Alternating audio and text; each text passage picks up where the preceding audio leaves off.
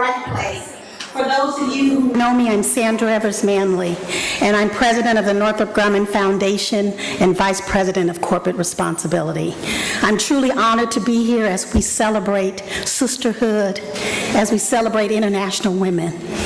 The one thing that I could say as we celebrate some incredible individuals and we get to hear from some remarkable women, this is what sisterhood is about. This is what understanding is about. So I want to thank the organization for inviting me.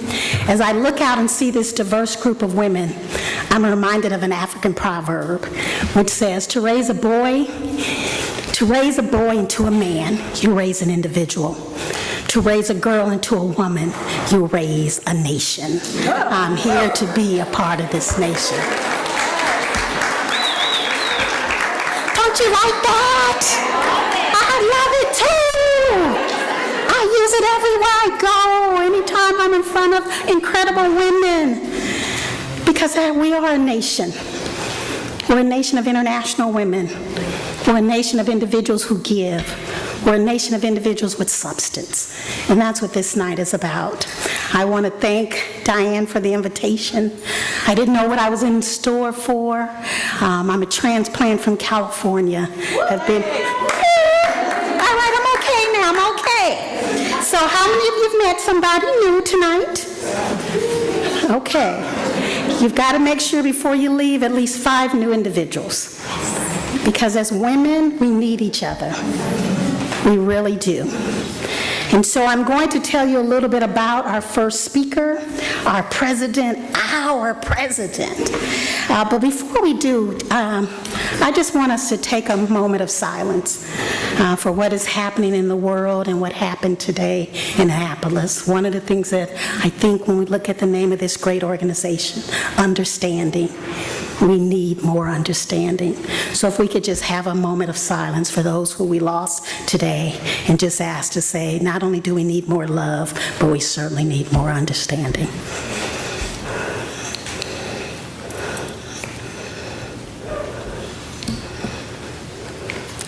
Thank you so much.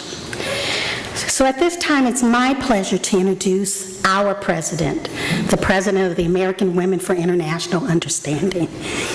Marie Shorey is president of AWIU and serves as co-chair of its New York chapter. Ms. Shorey is a retired educator of the Buffalo Public School System. She began her career as speech-language pathologist and retired as a special education coordinator. Anybody that does special education? Come on. And I know many of you don't know me, but before the night is over, you're going to understand that I come with love. I come with lifting others up and not tearing them down. But special education, it takes special people. So one more time for just doing special education. Bravo. In addition to that, she is a graduate from the State University of New York at Buffalo with a BA degree in communications disorder. She earned her graduate degree in speech pathology and her certificate of advanced studies in school administration from State University College. It is an honor for me to introduce a remarkable leader and a remarkable woman, our president, Maria Shorey.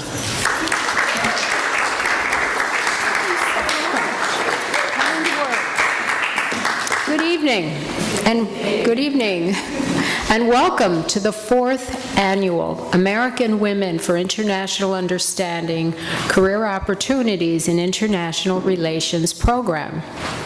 This program is designed to encourage and educate young women who are considering careers in international diplomacy or business.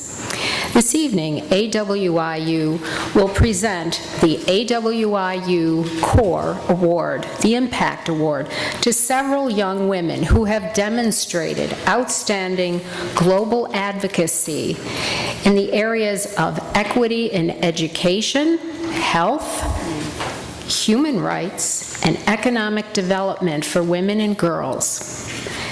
Their contributions have made a valuable impact throughout the world.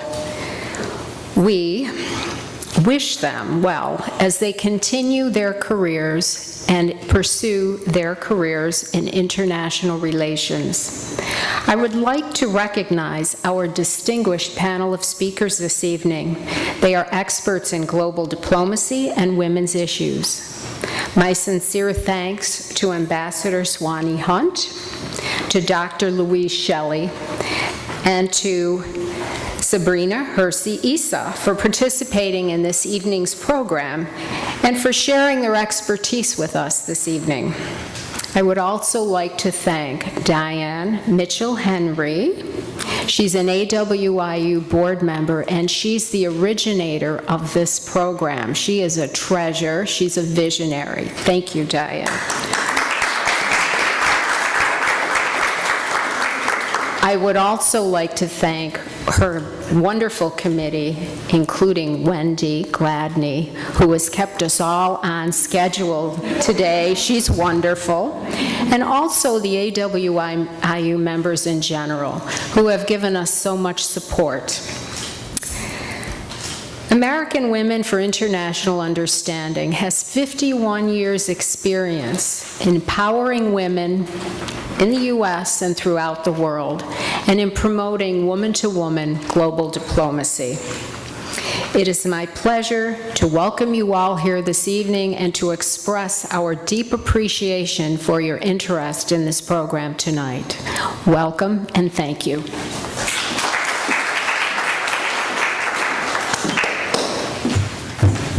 Thank you, Madam President. Career opportunities for international relations. I was thinking about my trip last November to Saudi Arabia, where I got to meet women just like you. And I said, boy, if I would have just been here a year earlier, I would have learned to have been a better diplomat. But this is what it's all about, to get to understand, to go global. We are global women, and I'm so proud to have an organization that can bring forward to us career opportunities, help us to excel as we cross the globe. And so I got to meet a woman about several years ago in Los Angeles when I lived in Los Angeles. And when I met this woman, I said, she is an impact person. I said, she is a shero. She's a giver. When I looked at her name and I said, D for Diane, I said, she's dedicated. Then I looked at the M for Mitchell.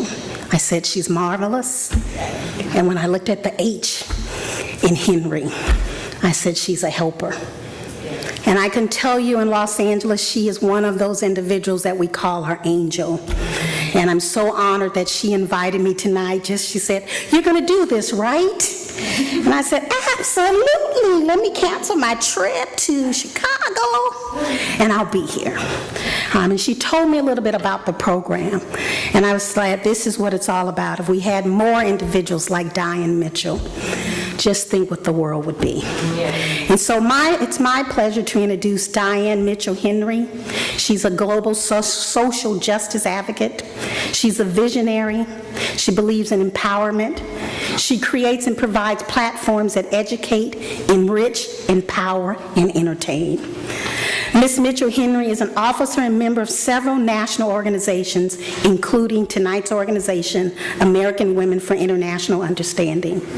She is also a part of the Los Angeles chapter and the chair of the Marion McLeod Bethune chapter and the National Council of Negro Women. She's passionate about youth and global engagement.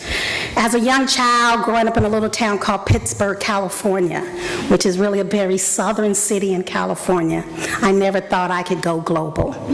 But after meeting someone like Diane Henry, I knew I could. So please welcome tonight's chair of Career Opportunities for International Relations Program, the great Diane Mitchell.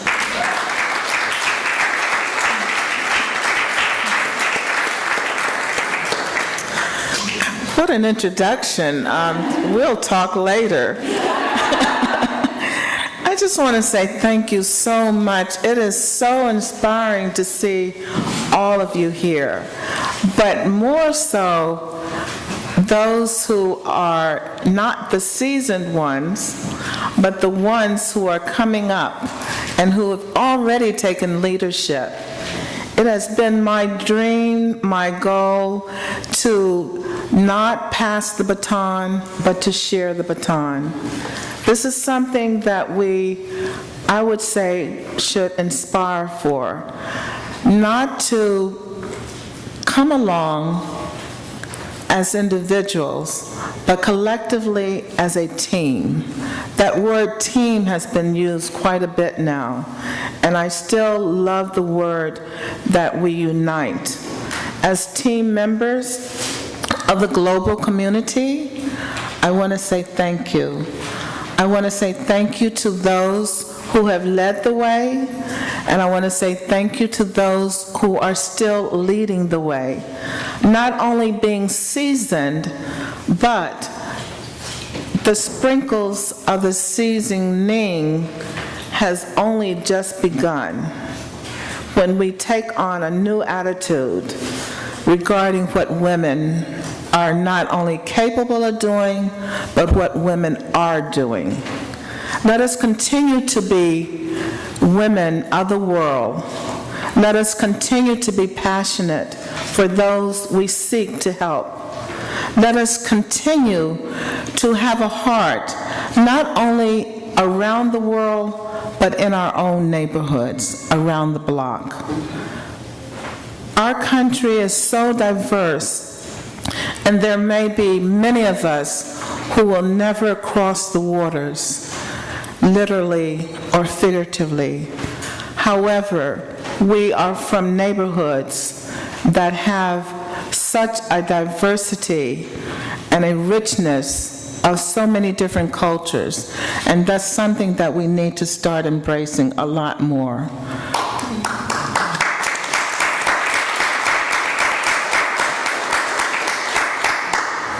As we do so, we will see the commonality that we have among ourselves, which allows us to reach out beyond what we know and how we have a mind to grow and understand. It is my pleasure and my honor that you are all here tonight, and I look forward to us not just leaving this gathering because it was a special gathering, but we do want to stay connected. So tonight, we are on a roll. We're rolling and we're rocking, okay? And we will continue to be bold, be brave, be brilliant, to be better. Thank you.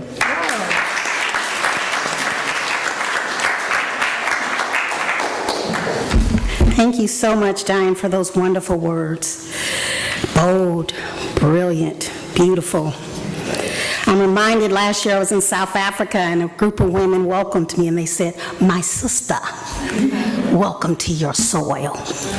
I'm going to say to you, welcome to your world. Find your place, find your space, and make a difference. The next person that I'm about to introduce is someone that has made a difference in the world. She has made a difference in our city, and she's made a difference in so many of our hearts. Wendy is an international coach, consultant, speaker, and author. She's a native of Southern California and received her Bachelor's of Art degree in Political Science from the University of California, UCLA. Wendy is also a graduate of the Center for Nonprofit Management at Antioch University. With 25 years of experience in event management and community relations, Wendy worked for many leading community-based organizations. Wendy is the author of 3 books focused on forgiveness. Boy, do we need forgiveness today in so many of our places.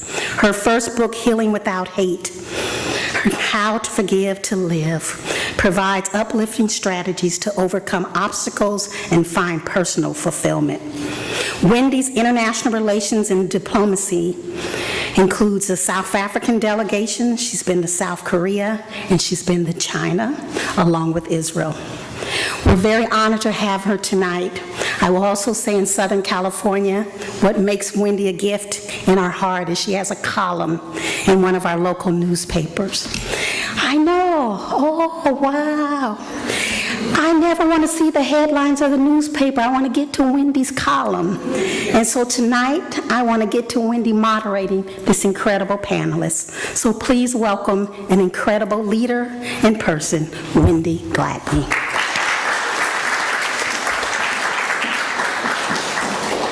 Good afternoon. Thank you, Sandra. That was she's just a lovely person, and I've known her for so many years, and so to actually share the stage with you today is such an honor. Thank you so much. Well, welcome. Is everybody having a wonderful time? Yes. It's been kind of a busy day. How many of you in the audience also joined us at the State Department earlier? Yeah, so we've had kind of a full day, but it's an amazing day and it's a wonderful day, and we're going to just keep it rolling until we end up in about 40 minutes, 30, 40 minutes. So I just want to thank you for being here today, and on behalf of the American Women for International Understanding, which is AWIU, we're excited to have a conversation this evening around young women rising. So how many individuals in the audience are young women who are hoping to have a career internationally or possibly doing work as it relates to the Foreign Service? Okay, awesome. Well, we have an amazing panelist here this evening to share some things with you. It's important now more than ever for us to have an understanding and to come together and to get to know each other better. Today, we hope to bring out the intersection of empowerment for women and girls around the world for equitable transformation. So, without further ado, I will begin to introduce our panelists. First, to my right, we have Swanee Hunt. She's an author of many publications and different entities that she's done. She's the founding director of Women and Public Policy Program for the Harvard Kennedy School and founder and chair Inclusive Security.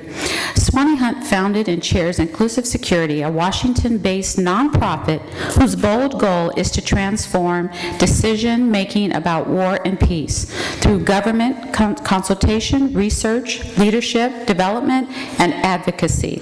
Inclusive Security increases the participation of all stakeholders, particularly women, in preventing, resolving, and rebuilding after deadly conflicts. I'm only going to share briefly about each of our panelists, but I do know that shortly after our event, we will have more information up on our AWIU website, which is awiu.org, so make a note, and then that way you'll be able to also learn more about each of these distinguished panelists. Secondly, we have Dr. Louise Shelley. Dr. Shelley is the Omar L. and Nancy Hurst Endowed Chair and a university professor at Schar School of Policy and Government, George Mason University. She founded and directs the Terrorism, Transnational Crime and Corruption Center, also known as TRA, TRA-CCC. Her most recent books are Dirty Entanglements, Corruption, Crime, and Terrorism. And she also speaks on books around human trafficking, A Global Perspective. And her forthcoming book is called Dark Commerce, How a New Illicit Economy is Threatening Our Future. And she also was written while an inaugural Andrew Carnegie Fellow. And then to our far right, we have Sabrina Hersey Issa. Sabrina is the CEO of Be Bold Media, a digital agency for global advocacy that produces #Hacking Relief and #Hacking Hunger, hackathon series to build and improve technology tools used for humanitarian relief and refugee services, and Vanguard, a global donor engagement program. So we will learn more about each of these women. Again, like I said, please make a note on the AWIU website. And to begin our discussion, before I go into some questions, I want to give each of you a moment, and I'll start with you, to my right, Ms. Hunt, to just share what is one thing that touched your heart about wanting to come here tonight to help these young women understand more about how they can get involved. Oh, great. I would love to.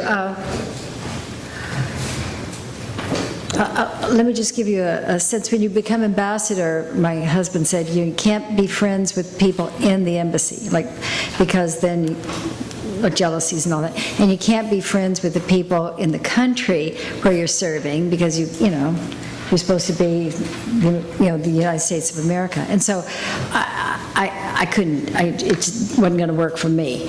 And so I invited about 5, this is relevant to y'all, the next generation. I invited about 3 or 4 friends, women, mothers. I said, let's get together at this little cafe, and because I wanted some sympathy. And so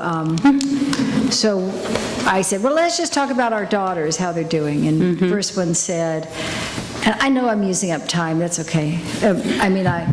I'll keep everything else short that I say. Okay. The first one said, oh, my daughter's having trouble in school, and I know that, it's really hard for her, and she has this boyfriend, blah, and I thought, ha. And then the next one said, oh, my daughter, she's really smart, but she's like failing math because she has this attention problem, blah, blah, and I thought, ha. And then the next one said, this was gripping, she was a spook, right, CIA, and so she was being transferred to Moscow, and a very abusive marriage, and the judge, they had a custody battle and said that Russia was not a place to be raising your kids, and so the kids were taken away and given to the abusive father. But whoa, wait till they hear mine. My daughter had 5 suicide attempts. She was in and out of the mental hospitals in Vienna where I was, and I knew she was brilliant, but boy, I sure wasn't seeing it. She was severe bipolar, psychotic. She had legions of devils flying at her. She had lava all around her bed, etc. So I told that story, and I thought, boy, it's good to have a place to talk about next generation. And the last woman said, well, I'm just so sorry for you, Ambassador. My daughter, she's in prison because she killed her husband who was beating her up, and so I'm taking care of the 3-year-old. I thought, whoa, this is real. This is real life, and I want you all to see that a person who makes it to the top of a certain kind of pyramid like they have at the State Department still is dealing, right? And we're surrounded, and you talk about what we give to each other. You'll hear about all kinds of good things, and let's just stick together and all. But you all, it's where crisis happens, and you think, what do I do? Shall I leave my ambassadorship? What do I do? What does any of us do? And that's why I wanted to be here with you, because I want you to hear and what it really looks like when you're in positions where you're in international affairs, you don't have the same support system, and what you have to do to be honest with each other about what you're facing. Wonderful. Thank you. Dr. Louise. I have a very different type of story to tell you.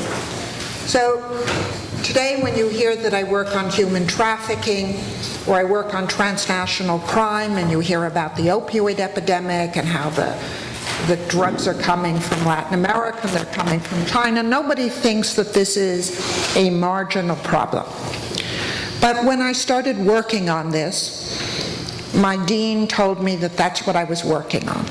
I had a more conventional career, which is what you need to do to get tenure. And then I discovered this problem, particularly trafficking in women, and decided that this is what I was going to work on. And so one lesson I want to say to you is that you need to persevere in what means something to you. Don't follow the usual trajectory.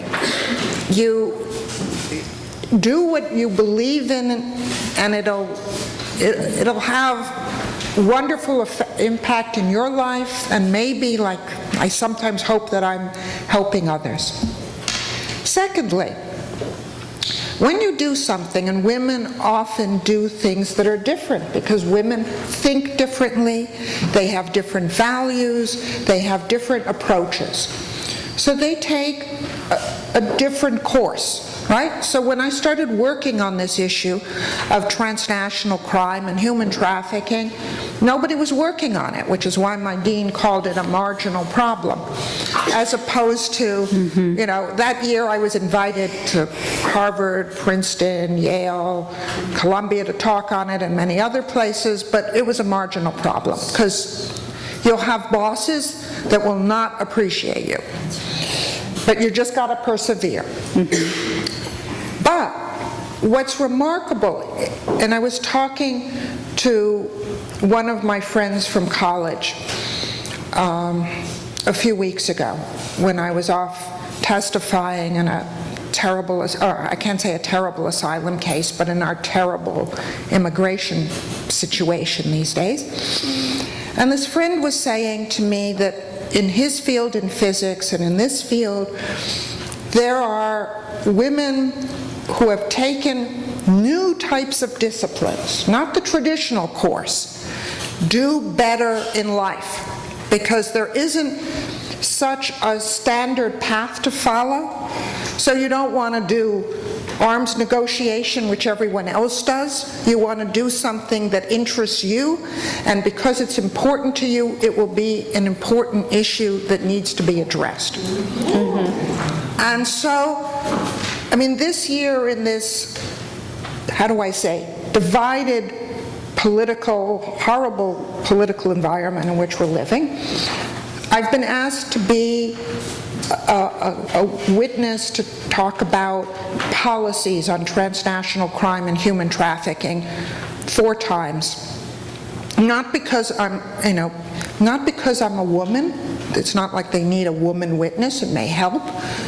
But also because when you take that path that's yours, you will rise faster along this trajectory, and therefore when they're looking for the good people to speak, they'll choose you because you've done something that you're passionate about, something that's new and different, and when that issue is important, you can be at the front of it. You're going to have trouble competing with men on traditional issues because they've got those issues locked up. But there's so many more that are so important and so necessary for our society, and that's the course you need to take. And this applies in the hard sciences as well, but you want to do this in international affairs, and I can tell you it works. And so here people think of transnational crime as like a male issue, like how many man caves I've been in of the law enforcement people that I've worked with.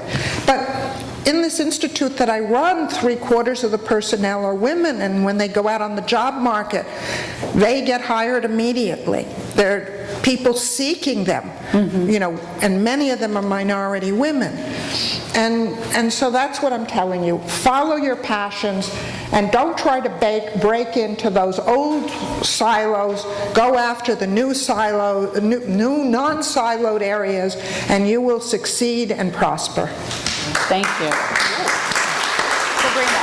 Yeah. This is what she's doing. I mean, yeah, I'm not going to wax poetically because they've said so many incredible things that is really setting an incredible tone for tonight that will be valuable for all of you.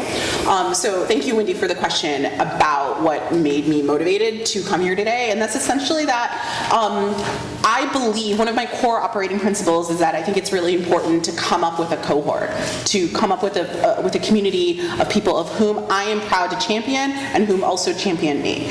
And so I know in this stage in your careers, you're trying to figure out what that looks like.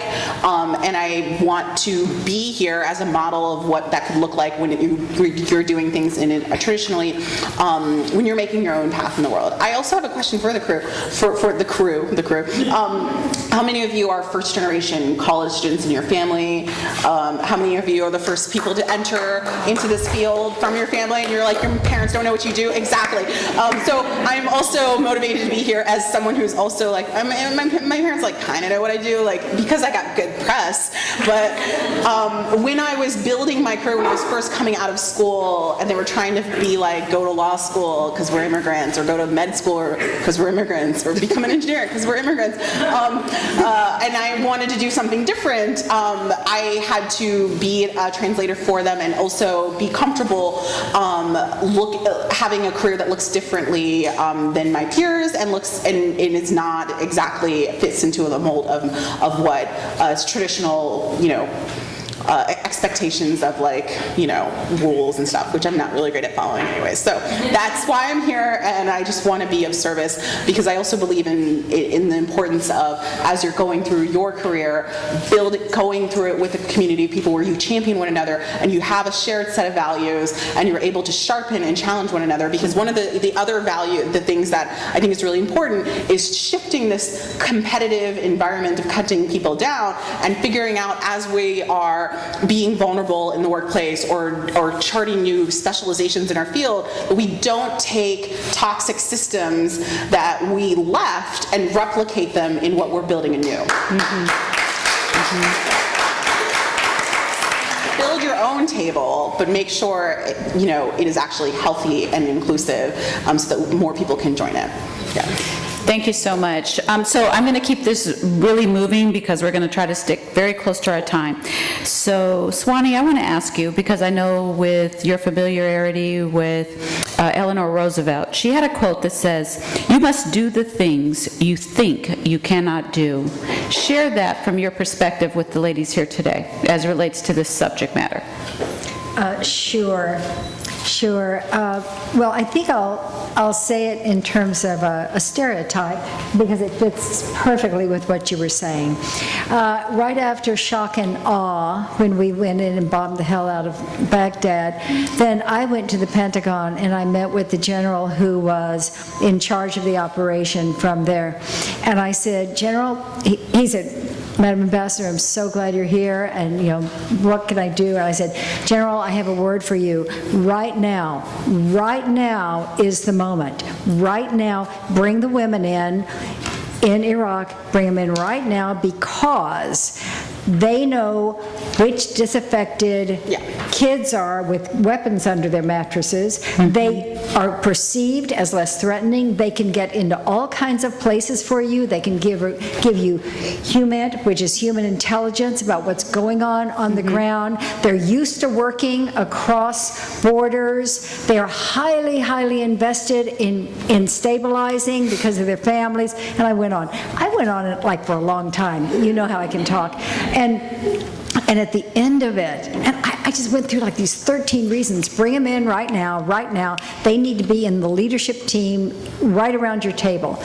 And he said, "Madam Ambassador, thank you so much for coming. I appreciate the hour you've spent here. And, and I just want to reassure you, I want you to know, you have my word, that as soon as we have the place secure, we will be looking at women's issues." And I thought, but you know what? The reason I could do that is because I had the expertise. He couldn't take it in, right? But I still had to go. It's more than knocking on a door when you're an ambassador. You just say, "I'm coming," and they say, "Oh, yes," and here's the time. And I just have to force my way in over and over and over and look for that person who gets it. Right? And also understand that the person, like this good-hearted general, the fact that he didn't get it doesn't mean that it isn't going on, working on him. He isn't talking to his daughter at the dinner table, this weird woman, etc. And so never assume that no is the answer. You're just, as Leah's mother would say, you're just one no closer to a yes. Yes, thank you so much. So, Dr. Louise, let me ask you, what are some of the ways that you are currently seeking to prepare and empower young women to serve in career opportunities, whether it's here locally or internationally? I don't want to sound like an advertisement for George Mason, but one of the things that I love about George Mason is that it is like, as I say, the City College of New York. And in the last row is my classmate for one of the high schools that belong to the City College of, the City College system of New York. Ambassador Reddick here.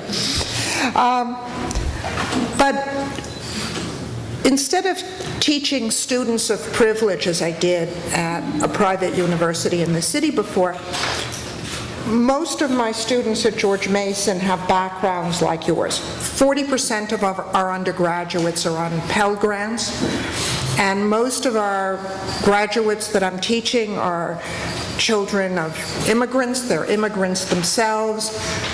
Many of them are first-generation educated, and there is such an enthusiasm for learning.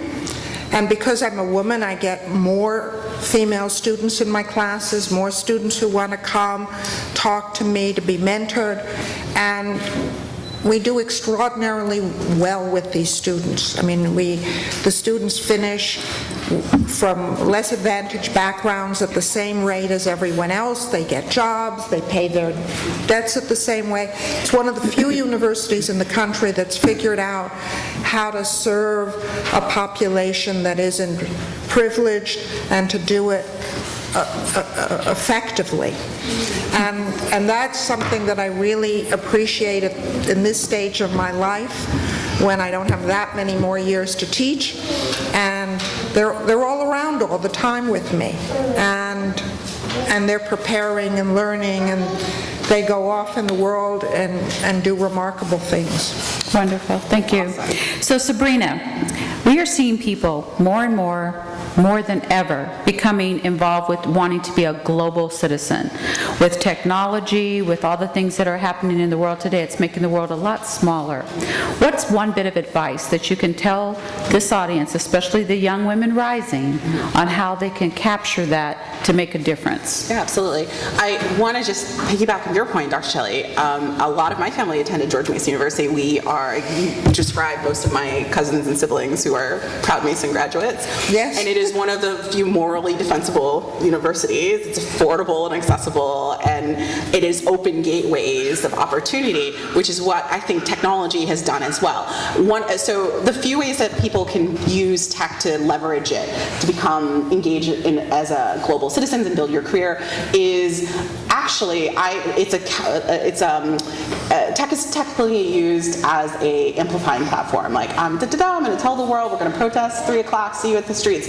But what I think is really valuable in tech in this current context is, and this is what I tell people coming up in their career all the time, is the ability for you to trust your own voice and to be your own tastemaker. And I think one of the key things in translating that into being a great global citizen is dismantling what is traditionally seen and prized in the foreign policy space, which is prestige, going to those fancy universities, getting the stupid awards, yay, stupid awards, but that is exclusionary. It prizes people who have been kind of picked already through systems that were designed for women and people of color to never really succeed in the first place. So what I've really enjoyed about technology is this equalizing platform where your expertise is valuable, your lived experience is valuable because they're yours, and you now have platforms to tell those stories and to amplify those voices and to share your analysis.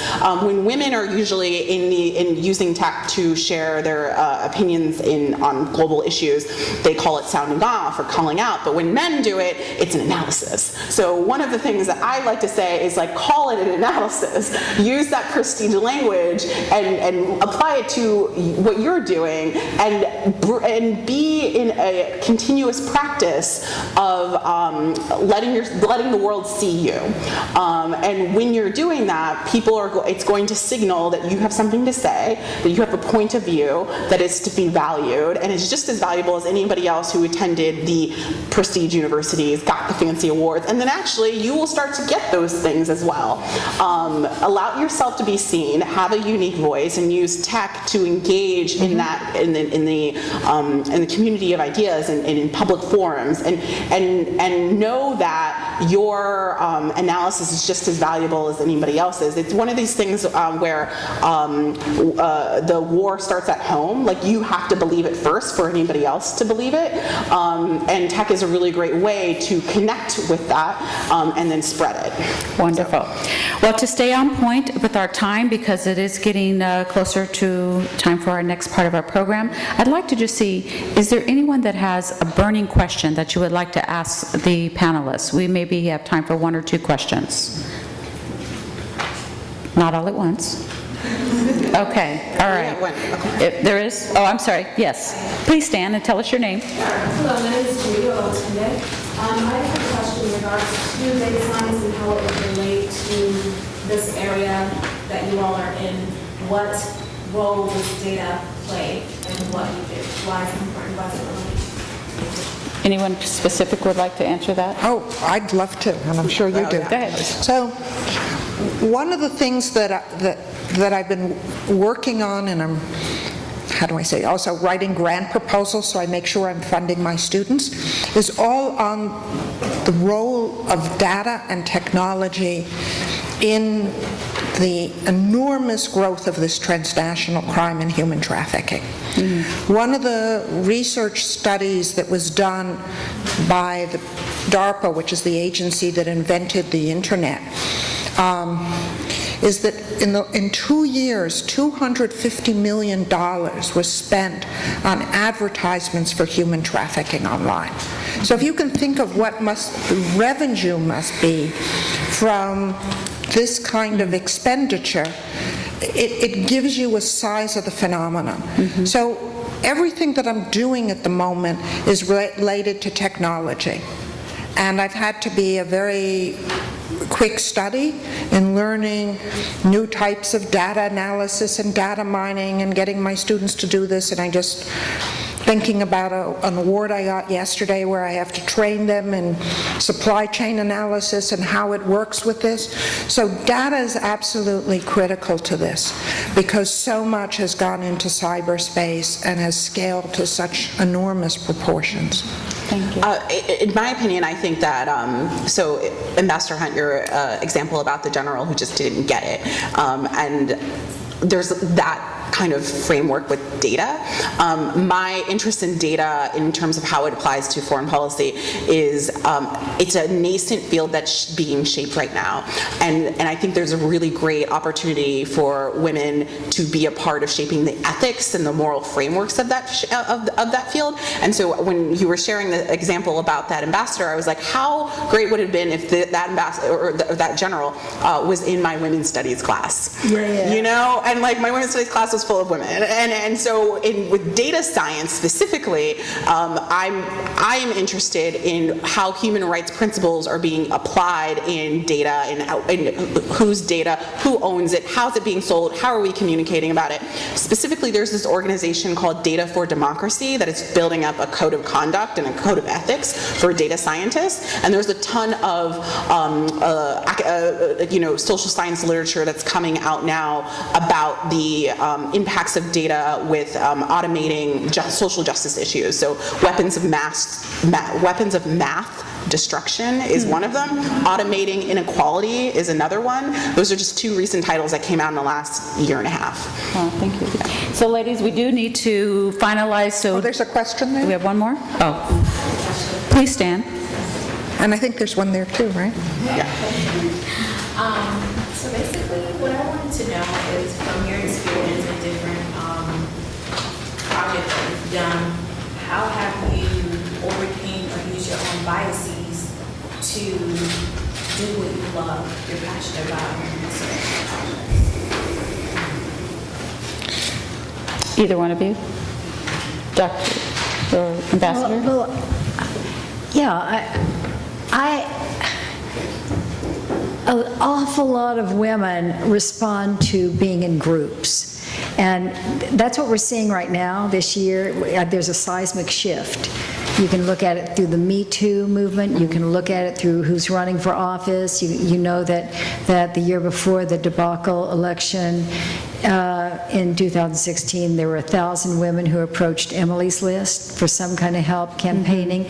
Since then, there have been 36,000 who have approached Emily's List. So when women are doing anything en masse, and I'll call this en masse, right? They're much more powerful. So the work I've done is looking in Rwanda, my most recent, where women are 64% of the parliament. And they did that with a huge push up from the bottom, from the grassroots. 15,000 villages formed councils, and then a next layer and the next layer and the next layer until finally, and they got the quota and blah, blah, blah, blah, blah. Read my book. So, but I'm so taken with that because that's who I am too. I mean, I'm fueled by being here this evening. I'm energized, and it's not just, I'm in a certain position, so I get to be a mentor. You all are mentors for me. I hope you see how much I'm looking at your faces and how you are inspiring me. Wonderful. Okay, we're going to take one last question, because we do. Please stand and say your name. Hi, my name is Sophia. First, thank you so much for speaking tonight and everyone else for being here. I just wanted to ask all of you, because a lot of us are interns or students or young professionals trying to break into the job market. So what is one thing, this is for each of you, what is one thing that you know now that you wish you knew when you were back in our position? Yeah. Right. Right, so just one thing, because we keep it moving. That's right. I want to hear Ambassador Hunt tell me your one thing so I can No, basically bluff. That's it. Yeah, Just wonderful. bluff. Okay, Dr. Louise. Persist. Don't take no for an answer. And if someone tells you that what you're doing is marginal, you just keep doing it, and that's their problem, not yours. 2, save money, invest in therapy. Okay. Wonderful. Thank you so much. So as we close out this section, I just want to highlight real quick. So Ambassador, you told us that no matter what, everybody deals with life. And so to remember that. Dr. Louise, you talked about making sure that we persevere. And then Sabrina, you talked about cohort, community, and champion. And at the end, we had keywords: bluff, persist, save money, and invest in therapy. So thank you so much, ladies, for your wisdom. And at this time, I'll turn it back over to our MC.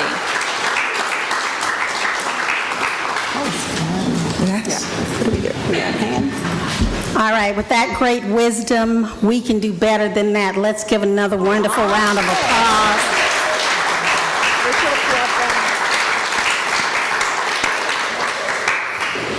Lots to chew on, lots to think about, and to have that kind of wisdom and women willing to give of themselves and give their voice. Truly special. Thank you so much to each of you for what you do and for your great understanding of others. Truly appreciate it. Part of tonight's evening is honoring young women rising. The American Women for International Understanding is proud to be able to present its 2018 Impact Awards. But before we do that, we have greatness in the room. We have someone that's here that we are truly honored to just be able to say her name. And when I say a little bit about her, you'll know why. But as we talk about life of service, and we talk about someone who has truly broke down barriers, she has done that and more. So I'd like to share just a little bit about tonight's presenter, because she is an amazing leader. Ruth A. Davis is a United States diplomat. Davis is the 24th General of the United States Foreign Service. She is the first woman of color to be appointed as Director General of the Foreign Service. Cool. And that's cool, isn't it? Really cool. Come on, that's worth a round of applause. And the first African American director of the Foreign Service Institute. In 2002, she became a career member of the Senior Foreign Service and a career ambassador. She is the Chief of Staff of the Africa Bureau of the U.S. Department of State. Now listen to this.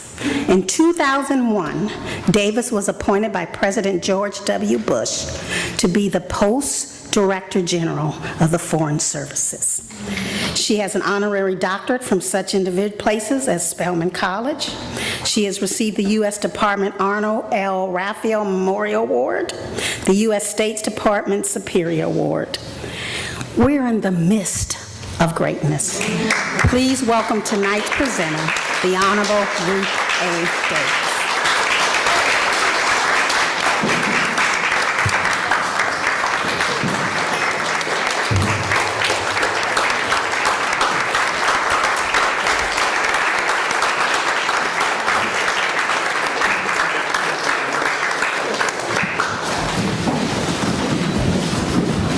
Swanee, it's great to see you again. It's good to see you. Well, first of all, I'd like to say what an absolute pleasure it is for me to be here. It was very, very hard for me not to jump up and contribute to answering all of your questions, because I think the questions were good, I think the panel was good, it was really fantastic. There are a couple of things that I would like to say. First of all, congratulations. Congratulations that you're here. It means that you are a woman of substance.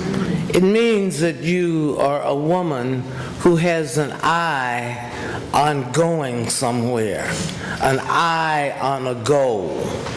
And all you have to do to reach that goal is to continue to persist in the way that you have so far. I would suggest that the question was, why are you here? Let me tell you why I'm here. It's very simple. I'm here because Diane Henry asked me to be here. Now, there's something that's important about that. What is important about that is that when somebody like Diane Henry calls you, you answer. And you want to be that kind of person. I answered because I knew that if she was involved, it was a very, very serious enterprise. And I was right. Second thing I'd like to say, and then I will start to do what you called me up here to do, is that in your careers, you will meet many people. But I think one of the most important things for you to do is to make sure that you have good mentors. And you don't get mentors willy-nilly because you just met somebody that you thought they were really nice. You get mentors because you work with people, you respect them, you see them as role models, you want to be like them, and you want to contribute to your organization. And you see people who make it very clear that they know what they're doing and that they are good role models, and those are good mentors. You really cannot make it in this world without having good mentors. Those are the things that I have high on my list to say. There are many other things that I'd like to say, but I'll save them for another day.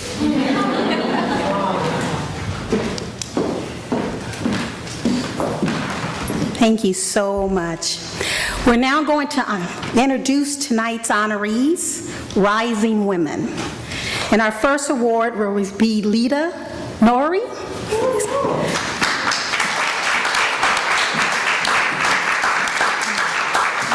And I'm just going to ask ask each of our honorees if they could just share a couple words about themselves, because I think you would want to know who they are. Please come forward. Good evening. This is very overwhelming, I have to confess, and I am incredibly humbled. It was very unexpected. Very quickly, in the context of confessions, I have to tell you all that I actually never anticipated working in international relations whatsoever. My parents were born and raised in Afghanistan. They came to the United States during the war with the Soviet Union, and I was born 3 months after they arrived as refugees in Virginia, not too far from here, in Alexandria. And I was very inclined to continue to embrace my Afghan culture. I recall the stories that my mom and my grandmother would share with me about going to the movie theater and watching Clint Eastwood movies, and that was my mom's biggest idol. And she loved all the Western films. But it was tough to resonate these beautiful stories with the images I was seeing in the media. As many of you all will recall, the brutal treatment of women and girls under the Taliban regime.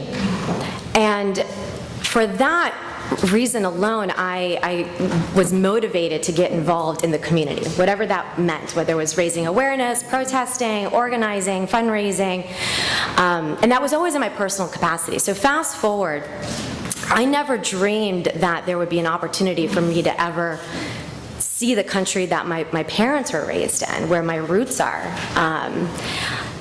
And as I was journeying through my academic career and my earlier childhood, I watched my mother go through a lot of adversity, particularly as a survivor, and my sister and I are also survivors. And it just didn't resonate with me why she was being treated a certain way versus my father after she decided to divorce him. I bring all this up for you because the culmination really was after September 11. In this tragedy, I found a potential opportunity to do good, to be part of the rebuilding process in Afghanistan. Now, I didn't know what the heck that meant, really, though. I wasn't a Model UN student. Like I said, I got involved in the community, but I didn't take a single international relations class. I wasn't taking that linear trajectory into the path of or career foreign service. I thought I was going to go to New York and work in a public relations firm, because that was what I really was passionate about, and still am. And at that juncture, I decided that there was something I needed to do. I had to do something, whatever that something was. And I decided to seek out mentors. And that has been one incredible component of what has brought me to the point that I am today, and hope to continue to move forward in the space of international relations, particularly advocating for the rights of women and girls.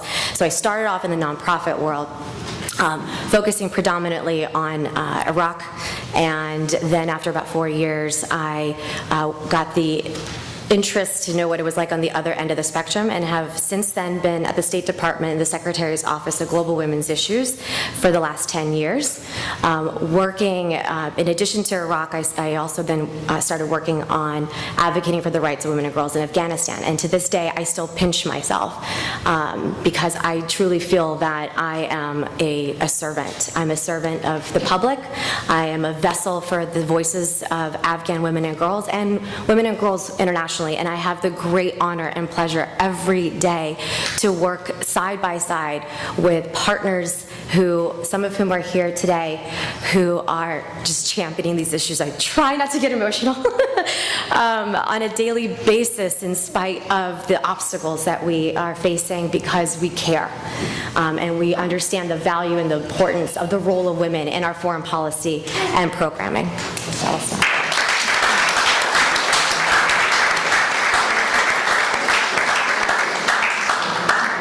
Thank you very much. So much. It's an honor. Yes.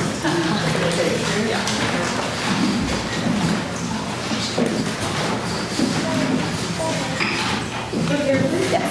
1, 2, 3. Thank you so much.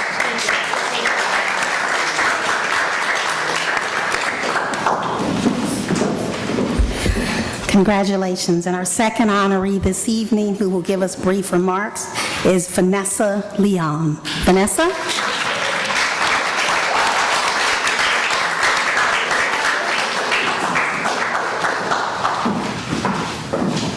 Good evening. I am just incredibly honored by this opportunity to receive this award from the American Women for International Understanding. And thank you, Ms. Mitchell-Henry, for your foresight in creating such a program and opportunity. To be brief, I am Haitian American. I'm the first person in my family. Welcome. Okay. To be born in the United States, and for me, the international realm, similar to my colleague, is not something that I pursued, but something that found me. I happen to have been in my final semester of my graduate urban planning program at New York University in urban planning when the earthquake struck Haiti in 2010. At the time, my father was in Haiti. Thankfully, he is alive and well. We lost a cousin. But it was this thing where I was studying to be an urban planner. I had dedicated my life up until that point to working with low-income minority communities in the United States. And here I was where my country needed leaders like myself more than ever before. And so in searching for opportunities, who's doing planning in Haiti, where are Haitian voices at the table of rebuilding, and realizing that we weren't there, we weren't being given those opportunities, I realized I had to create what I was looking for.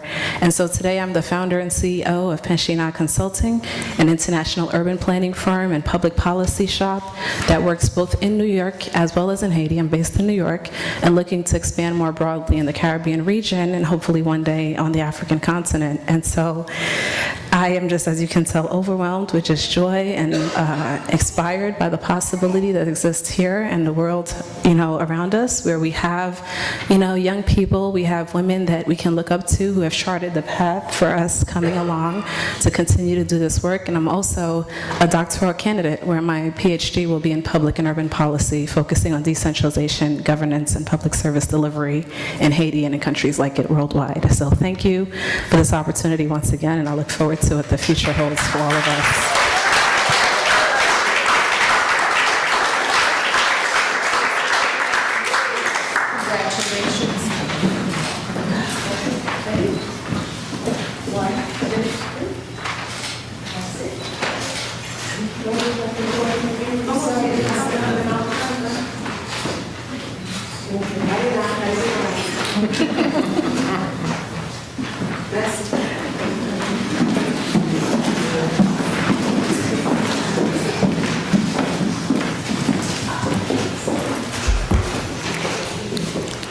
And our third awardee is Amaya Neely, if she could come forward as one of our 2018 Impact honorees.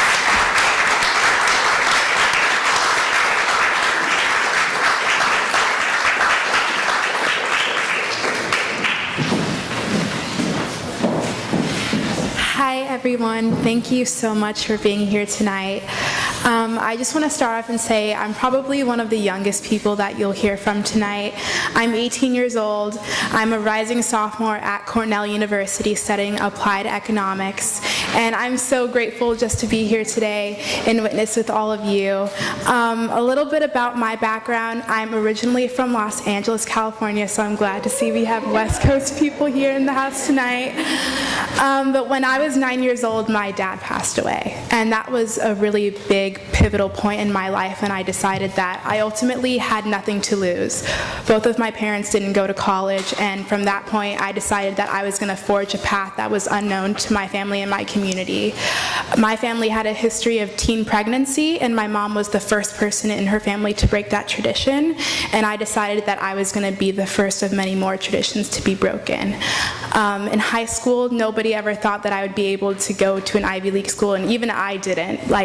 It was my mentors that really pushed me to even apply to an Ivy League school in the first place, and I think that's why mentors are so important.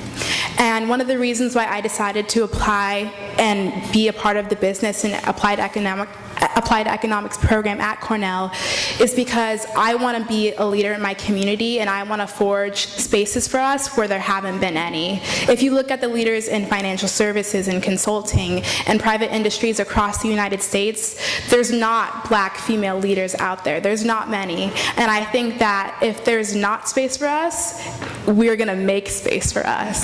And that's why I'm part of doing what I'm doing today. A little bit of what I do at Cornell. Well, originally I was in high school. My high school was only 2% black. There was not many people like us. So I formed the first African American student union at my school. And from there I decided to transition to Cornell, which still isn't as diverse, but I still wanted to implement that in a lot of what I was doing. So I'm a part of the competitive British parliamentary debate team at Cornell University, where we travel internationally to compete in some of the most competitive tournaments throughout the nation, and a part of that is a lot of our outreach and advocacy. So as a part of that program, I've gotten to work a lot with the Juvenile Detention Center in Tompkins County, Ithaca, New York, a lot with the Girl Scouts, and I've also gotten international opportunities to be able to go to Slovenia, Cape Town, Vietnam, to be able to teach people how to empower the young women there, how they can use their voices for the cause that they care about the most. In my future, I'm really excited to take advantage of all of the opportunities available to me and making use of the resources at my disposal, and I want to continue to do that. But for all of you tonight, I'd really want to push for you guys to never forget your values, never forget where you came from and who's given you the opportunity to be here tonight. I think if you're all sitting in this room, we're all in places of privilege to be able to help other people, and I want us all to continue to do that in the future. So thank you so much for your time.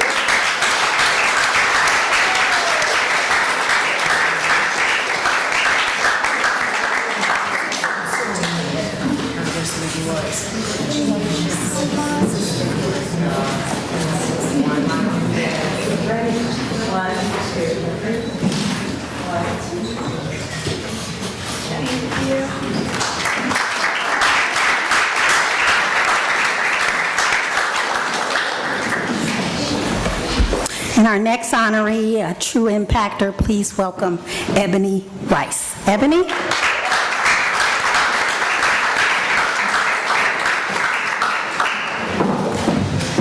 Good evening, everyone.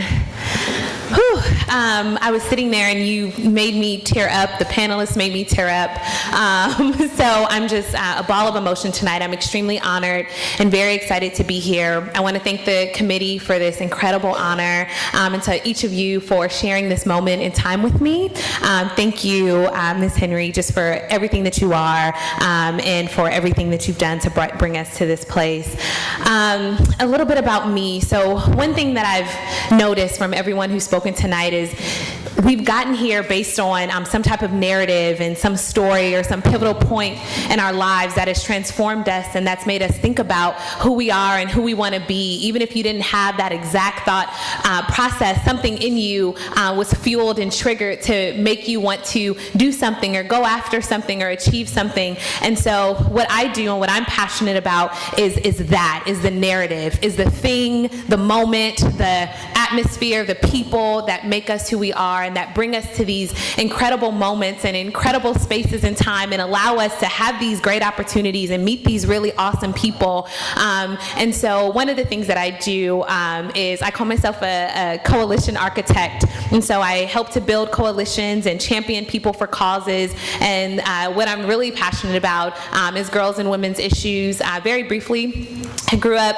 in South Central LA. I'm straight out of Compton, y'all. And was just really proud to have this beautiful family and this beautiful background, and this mom who helped me understand the power of my voice, who helped me understand the power of my thoughts and my opinions, who told me that the things that I had to say mattered, and that not only could I have a seat at the table, but that everyone was going to listen to me when I got there because I was powerful and I was strong and there were things that I brought that nobody else could bring. And so that's what led me me to create this career where I wanted to help women and girls use their voices. And then for those of us who haven't had the opportunity to speak, whether it's because we live in families or places where that isn't the norm, or whether it's because we haven't really discovered our unique voices, or whether it's because we don't even know that we have a story to tell in the first place. So my work is really in empowering girls and women to tell our stories and to help us to find our voices and to help us to all come together and cry out loud the same things that we're experiencing here in the United States, or some of the same issues that girls and women are experiencing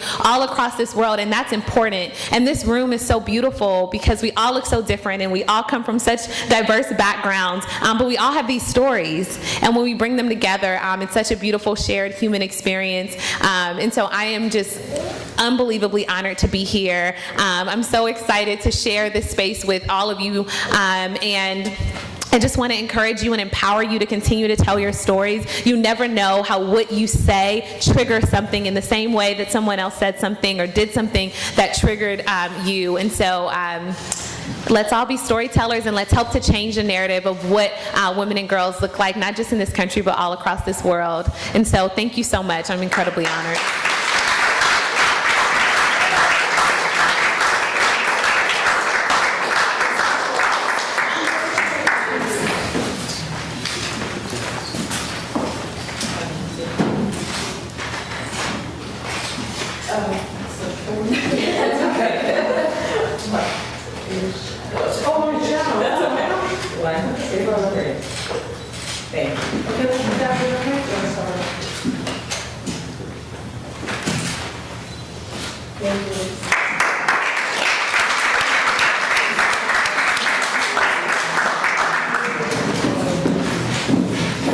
We're down to our last honoree. If I could ask Alexis Diane Jefferson if she could come forward. I would also like to take the opportunity to thank the Honorable Edward R. Royce, Member of Congress from the 39th District of California, for presenting their wonderful awards.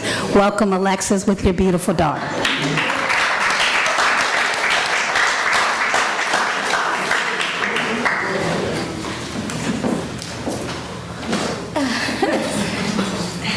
Good evening. Oh my gosh, I'm like so overwhelmed and honored to be here, and I'm just excited to be able to share this moment with my daughter, Layla. You want to say hi, Layla? No?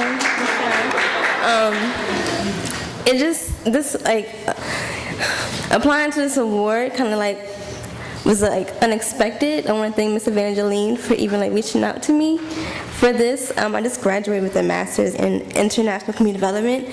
So through that program, I was able to combine, I'm compassionate, like, I was able to combine, you know, my passion for dance and service to women and creative movement and therapy, and like create a project, you know what I mean, to help at-risk girls and women, and it can be applied to different cultures. And so being able to be passionate about something that you want to do, I learned from the speakers just to do what you're passionate about, you know what I mean? And so I'm just so grateful to be here, and I feel like I needed this, you know what I mean? Like I needed to be around women who understand me and the perspective, you know what I mean, that is more out there, and so we can achieve more, you know, and just be able to support one another. And so that's what I'm about, just service and being passionate and being determined and being, you know, just honest and supportive of other women, you know what I mean, and being creative and doing what we love to do, you know, dancing, therapy, if it's economics, you know, agriculture, you know,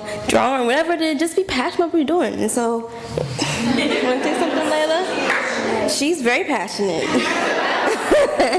So thank you so much.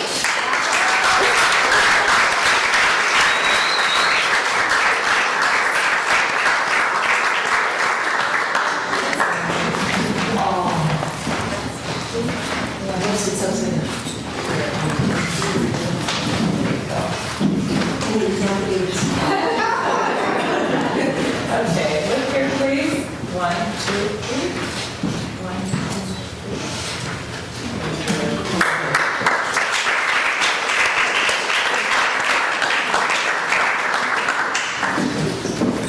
Once again, let's hear it for our 2018 Young Women Rising Impact Award honorees.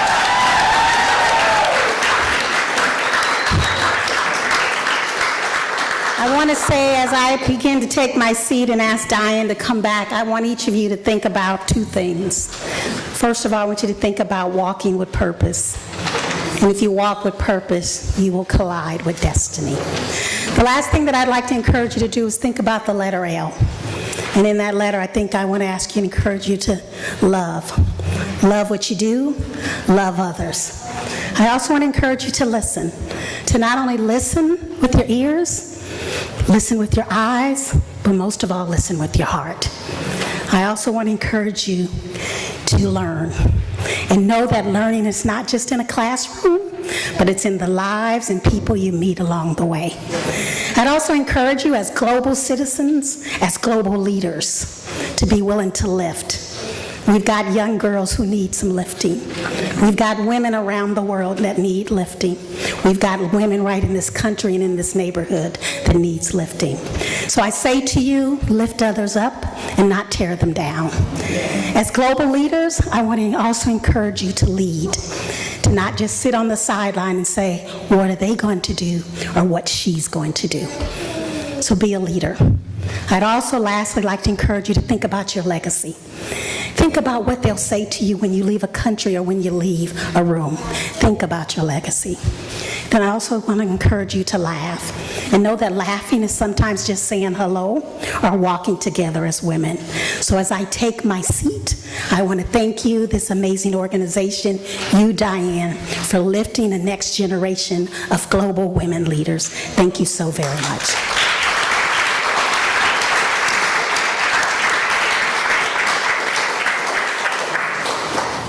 Just quickly, I'd like for my members of AWIU to stand, and also the committee, please.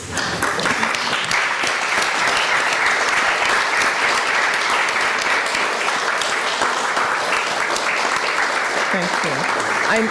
I know that my name was mentioned about starting the program, having the vision, but I just want to say, whenever you have a vision, if you don't have other people who can embrace it, then you're alone. On this journey, I have not been alone. It has been incredible in terms of starting something from the beginning, but not ending it. And having others to come along to create also and to be empowered is wonderful. And I say, whatever your vision is, and don't stop dreaming, please bring others with you. I want to say good evening. Have a wonderful life. And do it while you're able to do it. Thank you.